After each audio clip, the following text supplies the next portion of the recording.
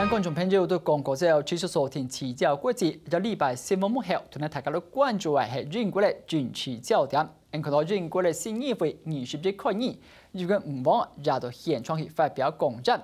到底3號咧英國嘅政局嘅樣板嘅發展，喺度節目地度為大家繞場度係談講太好，共強行政後呢，王清之王教授，教授您好。主持人好，各位觀眾大家好。謝謝黃教授再一次來到我們節目的現場。那我一開始跟我們的觀眾簡短講了一下，就是21號英國的新國會開議，雖然是舊首相，但是新國會也某種程度代表新的民意。那我們在媒體上看到很多人關注的焦點，反而是這個女王去開議的時候，好像她的服裝不是這麼正式，沒有照傳統戴王冠，然後穿斗篷，然後也沒有搭馬車，搭一般的轎車。那甚至還有琢磨在她戴的那一頂帽子上，怎麼看起來像是有點像是英國這個某種程度是歐盟的國旗嘛，因為它是一個藍色底，然後有黃色的點點，就是大家關注很多這個趣味的點，都指向了是不是其實連女王某種程度也不是這麼認同梅伊這位提前大選的首相。那之前我們在節目裡面也請教過老師，我們原本以為梅伊他自己也講他沒有要提前大選，結果4月的時候他就宣布了，希望選民賦予他正式這個帶領英國脫歐談判能夠更加的順遂。可是結果現在出來了，我們能不能說某種程度上梅伊變成是卡麥隆第二，他也失算了？是好，那的確如此，因為其實上這次梅伊宣布提前舉行國會大選，這場選舉其實本來是不必要舉行的，因為依照英國的這個固定議會任期法，其實事實上下一次的選舉是在2020年，所以如果這次不提前舉行大選的話，其實梅伊他可以安坐首相大位一直到2020，其實對他來講其實是非常有保障的。但是主要的關鍵點在於，其實事實上因為梅伊他事實上他去年接任首相的時候，他是沒有經過國會大選，所以他在未來推動任何法案的時候，他其實會缺少這個民意的基礎，然後這也是他常常在這個議會辯論的時候，常常被對手這個在野黨所攻擊的地方，就是說你好像沒有經過國會大選，所以你的民意基礎是薄弱的。那所以梅伊也希望這個透過這一次提前大選，可以賦予他這個比較強的這個民意的支持。然後但是呢，沒有想到卻事與願違，然後最後的選舉的結果呢，是比這個之前他所領導的保守黨是過半席次還要更差。那雖然保守黨還是英國議會下議院的最大多數黨，但是呢，事實上，但是他卻失掉了這個過半的席次，那所以可以說是跟他預期是不一樣。那您剛剛有提到說，其實有時候這個民意好像就是如流水，那其實跟卡麥隆之前他這個舉行這個脫歐公投的時候，他是希望英國能夠留在歐盟，可是最後結果也是不是他如他所願，所以有時候這個選舉其實很難說，因為其實民意有時候常會做一些改變，而且有時候在民眾選民在投票的時候，他的考量點可能是多方面的，包括這一次的英國國會大選。那雖然這個脫歐是一個很重要議題，然後但是就英國選民在投票的時候，他們也會考慮到其他跟他們自身比較有相關，比方說英國的經濟、英國的這個健保的改革，還有包括教育體制的改革等等，所以他投票的結果其實有時候不太能夠這個如這個保守黨之前預期說，好像可以過半席次，然後反而是他們就失掉了這個過半席次。這一次的國會選舉，我們能把它視為某種程度的2次脫歐公投嗎？對，我覺得的確是如此。因為事實上對於梅伊來說，其實某種程度上來說，我覺得他也認為這一次的國會大選是一個2次的脫歐公投。因為他之前在提出要進行國會提前大選的時候，其實他會當時他有提到說，他希望這個現在的英國民眾在英國脫歐公投之後，是不是能夠就這個現在的英國要怎麼樣脫歐，然後做再次一個選擇。然後當時他也提到，就是如果英國要真的要這個脫歐的話，其實他認為保守黨是能夠帶領英國這個進行平穩的脫歐，所以他希望選民能夠支持他，對，硬脫歐，所以他希望給人民在英國脫歐公投之後再一次的選擇機會，所以我覺得這可以把這一次的提前大選把它視為是脫歐公投，我覺得的確是有這個非常重要的成分。但很好玩的是，當初雖然他很意外，在4月的時候提出要提前大選，那個時候我們看到各方的民調的數字，其實工黨他最主要的對手這個 Jeremy Corbyn 還落後他20%以上。究竟過去4月到6月這2個月期間是哪一些事情，怎麼讓整個這個民意有這麼大的轉變？因為這個是所有人都沒有料想到的。不但没有过半，而且你看 Jeremy Corbyn 的席次增加这么多，对，是什么事情促使这样的变化？是，其实上在4月这个梅伊进行提前国会大选的时候，当时他政治形势对他来说是非常有利的，因为根据当时的民调，其实上这个保守党和对手工党的差距差到20%个百分点，然后当时工党的支持度是掉到这个1970年以来的最低点。那所以当时这个梅伊他这个就估算说，如果当时这个现在提前举行大选，假设这个民调最后在选举时候也是差距这么大，那其实保守党可以说是就可以赢得非常轻松。可是没想到在这个2个月的选举过程中，其实出现一些这个变化。那其实我觉得最关键变化就是，其实这一次的选战，就包括保守党选战，还有包括这个工党所打的选战，其实他们这个有很大的这个差异性。那他们端出的这些选举的政策，其实也引起民众很大的两极化的反应。那一方面就在保守党的部分，其实他们推出的很多政策都非常不讨喜，包括想要削减这个政府的预算，然后还有包括那个削减福利等等。那还有包括像这个梅伊也提到说，他会这个取消小学生的这个免费午餐。那还有引起最大争议的是有个叫失智税的政策，就是梅伊他希望就是英国未来要进入老年化社会，跟现在大部分很多国家一样。那他认为，其实如果民众想要获得这种老年的照顾，其实自己也必须要分担一部分的经费。所以他提出所谓的叫失智税，就是我们在老年如果需要特别照顾的话，其实我们自己的也必须要这个负担一笔费用。那等于是政府好像变相向民众课征所谓的这个老年照顾税。然后这个政策一提出来之后，就引起非常大的反弹，因为它里面也还提到说，就是假设你一般英国的人民如果过世时候，甚至你的房屋会被拍卖，然后这个一部分的金额会拿去交给政府，然后补偿就是你之前受过医疗照顾的费用。然后当时这个政策提出来之后，这个引起英国民众很大的反弹，因为其实根据统计，其实英国在差不多70岁以上的选民，其实大概有80%是有自有房屋的。然后所以他们认为说，我的房子好像之后这个过世之后会不保，会被政府拍卖，还有包括我的小孩可能没有办法完全继承到我的这个房产。那所以在英国引起很多的批评。然后后来也是在这个失智税政策提出之后，那梅伊还亲上火线，他就这个政策做一些修正。他说可能会设些上限，但他并没有明说这个上限程度到哪里。然后但是因为这个政策提出，这个保守党的这个支持率就掉了5%的百分点。然后之后呢，它不断的下滑。那相反的，这个在工党的部分，他们提出的政策其实相对来讲是比较算是政策利多，包括说这个大学学生的学费减免，还有包括这个福利政策的这个不断的这个增加，对，然后所以都是一些很好的，对选民来说好像都是牛肉的政策。那不过当然另一方面有引起一些质疑，说很多人说，那你工党开这么多这个选举支票，最后你的财源是哪里？这样，那不过对选民来说，就还是相对来说，好像工党政策其实是比较好的，比较利多的。所以后来就慢慢在这个2个月之内，他们的这个差距点，这个支持率就不断的这个缩减，然后到最后选前甚至出现不到1%的差距，所以从20%到1%。那我觉得最主要原因是他们2个政党他们打出选战的这个策略不太一样，这个特别是政策的这种差别，就造成一般民众还是希望这个是比较好的一些对他们自身有利的一些政策。我接续着教授讲的2党的这个政策，我们看到工党其实就像老师讲的，其实从这2个月当中，它拉到了将近20%的这个选民的支持。那最后的结果，工党增加了30席，然后跟这个保守党的差距其实只有2.4%，一个是40%，一个是42.4%。某种程度上，我们必须把这个工党的政策来做一个重新检视。它比较像是现在在选后，它俨然变成是全世界左派的一个代言人。他说他要对富人加税什么，我们能不能视为这样的结果是英国民意对于全球化的反扑？是，我觉得或许更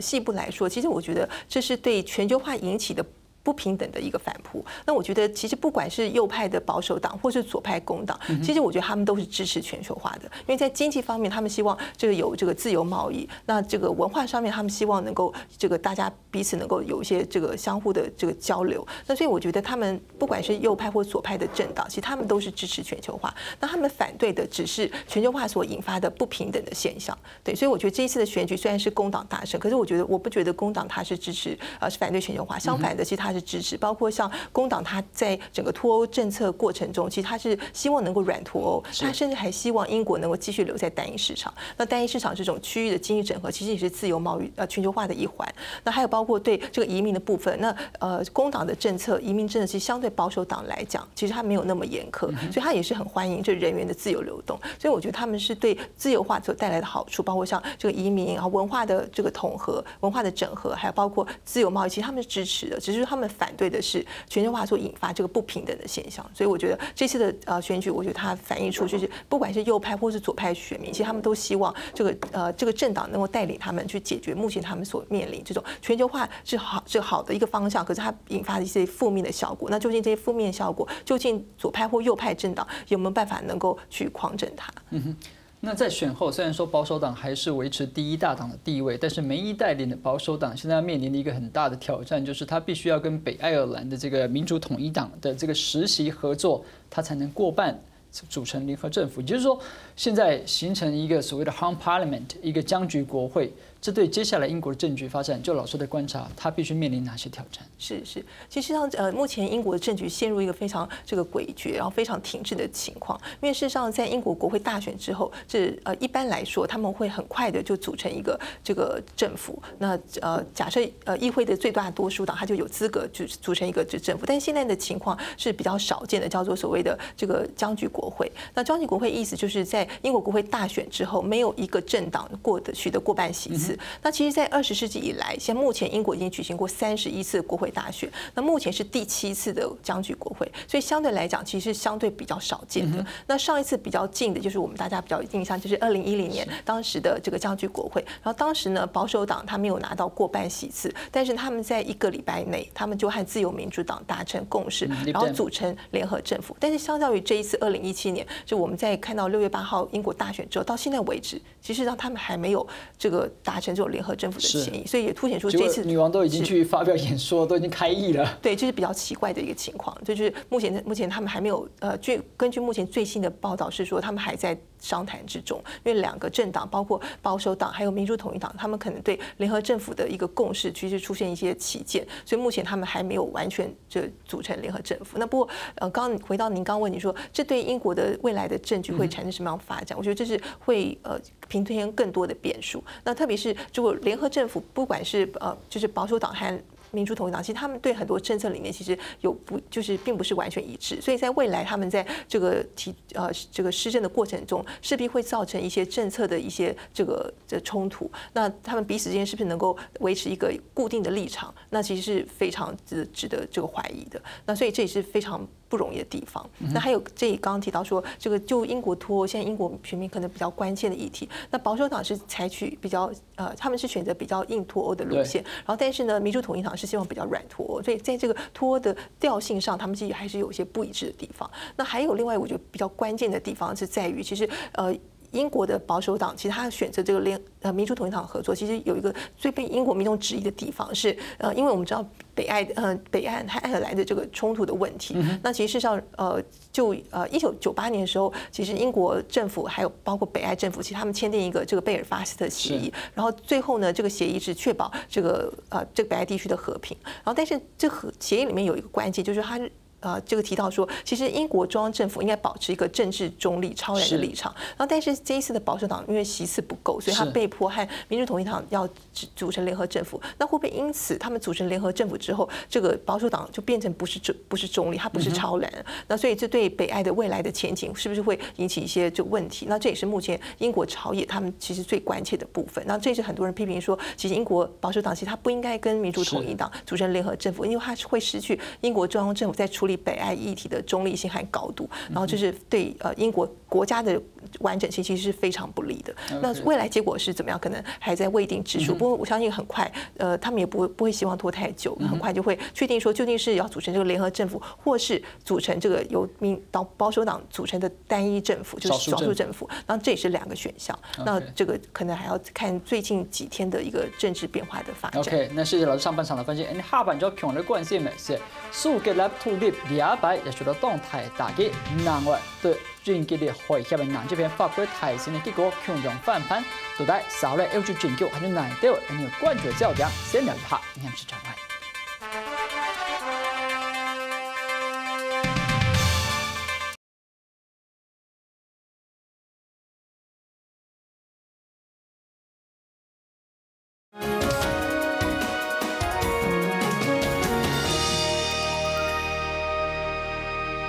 非常大家繼續就到討論嘅現狀咧，關注英國政局嘅發展。老師剛才提到，就是現在新的聯合政府或是梅伊，他即將要面對的一些在內部的挑戰。另外一件事情，某種程度也是對英國內部，我們看到是這個 SNP，這次蘇格蘭的民主黨。我們能不能說它是某種程度，在梅伊要提前大選另外一個受害者？因為他們席次減少很多，少了21席，剩下35席。那雖然之前英國已經否決了他們再提公投的訴求，那會不會在這一次大選之後，其實蘇獨的這個聲量又要逐漸被削弱了？是，其實像這一次的這個英國國會大選，其實蘇格蘭民主黨其實它的席次掉得非常多。那其實最主要的原因是因為這一次在整個英國要拖進過程中，其實這個蘇格蘭民主黨的這個主席，對，他們是反對。那他們也這個借機就是看英國中央政府提出很多的一些這個要挾，就說不，如果你真的要硬拖的話，那我要先脫離英國。那所以這次很多選民也是提到說，好像這個覺得好像蘇格蘭民主黨有這種好像要挾，就趁着大選要挾人的那種情況。那所以都對他投下反對票。那所以也造成他這一次在英國國會大選這個結果，其實他算是這個聲勢這個掉得非常多。那不過剛剛回到您的問題，說您說就是有關未來這個蘇獨的路會不會就因此斷了，還是說它還會繼續走下去？那我相信是後者，因為其實上蘇格蘭要不要獨立，其實還取決於蘇格蘭這個地方議會的這個政治生態。那之前在2014年為什麼會有蘇格蘭獨立這個公投這件事情，是因為當時的蘇格蘭民主黨在2011年的蘇格蘭議會選舉，他們的地方議會選舉，他取得這個大勝過半席次，那所以他就有權利可以和英國中央政府進行協商。所以未來蘇獨的發展要怎麼樣進行？我覺得最關鍵的還是要看，不是在英國中央政府的這個議會的席次，相反的是在蘇格蘭議會這個蘇格蘭獨立黨它的席次。那麼目前這個去年2016年進行的蘇格蘭議會的大選，這個蘇格蘭獨立黨它還是蘇格蘭民主黨還是第一大黨。那所以如果它繼續還是維持這麼大的這個政治的聲勢的話，那未來它還是有這個權利，它可以向英國中央政府進行要求，然後希望可能或許再次舉行這個獨立公投。那不過當然最後要點頭的還是英國中央政府。那不過我相信這個蘇格蘭獨立公投，特別在2014年舉行之後，其實對很多蘇格蘭人來說，其實很多人認為他們一生之中可能沒有辦法想象這個蘇格蘭會獨立，但是卻好像有點這個有可能是實現。所以我相信對很多蘇格蘭人來講，其實他們可能還是對這個議題還是非常的重視。那還有包括看現在目前蘇格蘭民主黨在蘇格蘭議會的這個席次，它目前還是這個非常有發展性的。OK，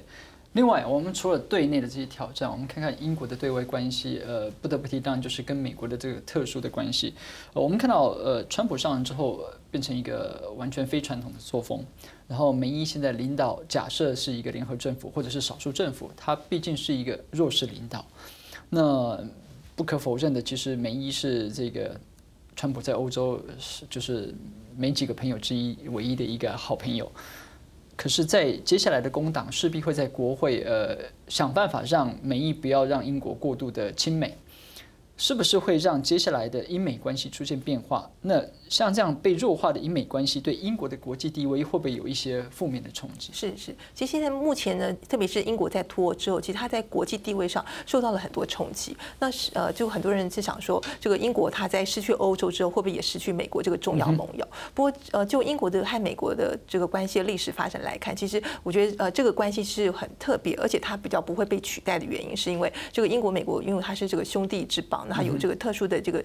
歷史上的背景。那所以在我們看到國際上很多重要的這個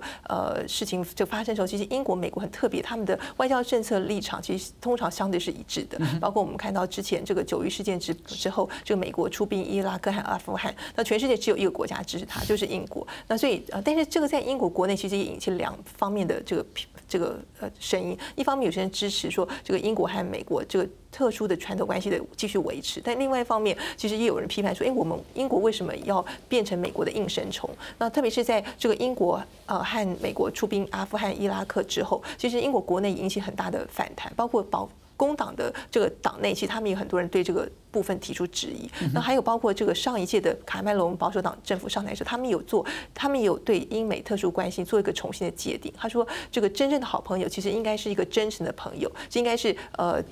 这个你应该真实的想出你的想法，而不是对做别人的应声虫。所以他们也希望，不管是保守党或是工党，其实在这个特别是在反恐战争之后，其实他们也做了对英美特殊关系做一个重大的调整，就是他们会希望未来这个英国和美国继续维持深厚的关系，但是英国必须要反躬自省，就是究竟你在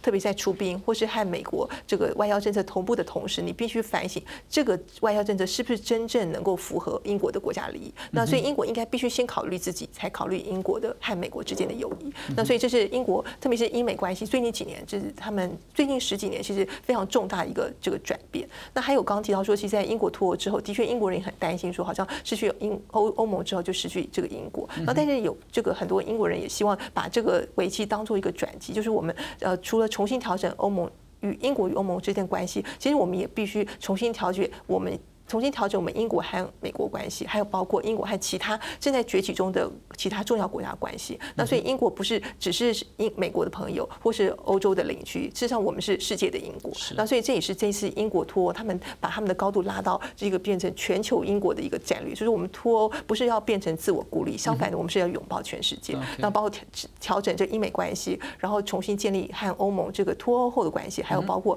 和其他这个世界上崛起国家的一个重要关系。但老师恕我这样讲后，老师刚才这一段话包括说英国要建立跟全世界的关系，脱欧并不是某一种自我孤立，这是英国那一方面的说法。假设我们来看看在欧盟这一边的说法，我们听听看梅克尔上个礼拜他讲的一句话，我觉得很有意思。梅克尔有一点感叹的说，就是说当欧洲已经无法完全依赖英美的时候，欧洲的命运在自己的手里。我们能不能就此解读？假设这是一个牢不可破，原本是牢不可破的三角关系，我们有欧盟、有美国、有英国。那现在会不会梅克尔这一段话？因为我们一直把梅克尔视为是不但德国是欧洲经济的火车头，其实梅克尔也是在欧盟的政治领袖里面最受到关注的艺人。那他的话是某种程度已经是要讲出接下来欧洲或者是讲欧盟可能会跟英美渐行渐远。是，其实上梅克尔的担忧其实还是有他的这个背景的因素，因为这个目前这个英国作为一个欧盟非常重要成员国，他是选择要离开他的，对，所以对梅克来说，他认为好像欧盟好像这个少了一个英国这样重要的伙伴。那还有包括现在这个美国新总统川普上台，那他的很多言论其实对欧洲来说好像并不是特别的友好。那所以造成说，那是不是感觉大家都离我们而去？那我们自己只能靠自己。其实上这个问题，我觉得也是欧洲发展的一个核心的议题。因为事实上我们知道，在2次大战之后，其实这个欧洲的重建，其实很大的部分他们是靠美国的这个援助。那还有包括在安全上，其实欧洲长期以来也是依赖这个北约的这个澳元，那包括这个欧洲，特别在1990年代的一些这个东南这个欧的这个南斯拉夫的内战，到最后呢，还是必须以这个美国为首的北约然后介入才能解决。所以在欧洲，其实他们长期以来就有这样的一个反思，就是说我们欧洲什么时候才能有一天能够靠我们自己的双脚站起来，然后我们在军事上、经济上，我们不要这个仰人鼻息，我们不要靠别人的帮忙。那所以这是川普说北约是过时的组织。对。那所以这个我觉得也是，就刚刚提到说，其实欧盟这个目前它面临的问题，也是在2次大战之后，欧洲面临的一个老问题，就是欧洲在经济上、军事上，是不是有一天还能够自己变成一个在国际上有话语权的一个重要的行为者，还是说，其实上它还必须仰赖其他国家的这个帮助，特别是像军事上的北约，或是在经济上这个美国。那所以我相信这个关键点走到现在，我觉得也是一个好的关键点，因为可以让欧盟重新思考，这是不是能够这个。不要过度依赖这个英国或是美国，然后他可以靠自己的力量，然后可以在这个国际上这个塑造他自己这个国际的地位。然后这也是长期以来，其实欧盟在当初创始的其中一个重要的目的地。他希望欧盟它变成一个国际上的重要强权。那当然，它的强权不是说穷兵黩武，它是一个软实力的强权。那这也是欧盟当时的这个雏形。那这也是很重要的一个目的。最后，我想做一个对照，跨过英吉利海峡，我们看到法国，马克宏当选，原本大家已经很意外了，39岁的这个新总统，而且原本是政治素人，我们原本以为他在国会可能没有办法像他选总统一样完全靠个人的光环，然后有这么大的胜利，没想到他的创的这个共和前进党拿了超过350席的绝对多数，过半。那我老师怎么解读这样的结果？是，其实这一次的这个法国总统从之前的今年年初的法国总统大选，其实已经非常引起很多人注目。那很多人好奇说，这位39岁的非常年轻的这个可以算是政治素人，他究竟有没有办法能够攀上总统大位？那最后呢，结果是这个他拿到非常多的这个选票，那所以也很多人就引起很多人的这个就是非常的就佩服他。然后但是呢，就是接下来就是很多人好奇说，他这个总统大位坐上之后，他是不是在国会上他的领导的这个政党能够取得很多数的席次？那没想到也是，他就等于是好像是连庄的2连胜这样，然后所以很多人也是觉得这个非常不可思议。那特别是以这个政党的连经济学人都说他是欧洲的救星 ，Europe's savior。是因为特别是在这个共和前进党，其实它创立的时间非常短，就不到2年。那不到2年那个政党，然后能够在国会拿下过半席次，那可以算是这个重新改写法国政治的历史，然后是非常非常不容易的。而且还有这一次的这个法国国会大选里面，他们这个共和前进党他们提出了很多是完全政治素人，然后是没有这种从政经验的，然后居然也是这个选上国会议席，占非常高的比例。对，然后所以就很多人说这个非常的这个不容易。不过我觉得其实就这个法国大选观察，其实还是要看未来这个马克宏他所提出的所谓不偏左不偏右的这种理念，在实际上运作上是不是真的可行，还是说只是一个口号？那这也是很多人对他的一个这个期待和质疑。然后我看那个经济学人很坏，不但画了一个马克宏站在水面上，旁边画了一个很漂亮的高跟鞋。我想他们就是在暗指，现在掉入水里的就是美伊。对，那个这个。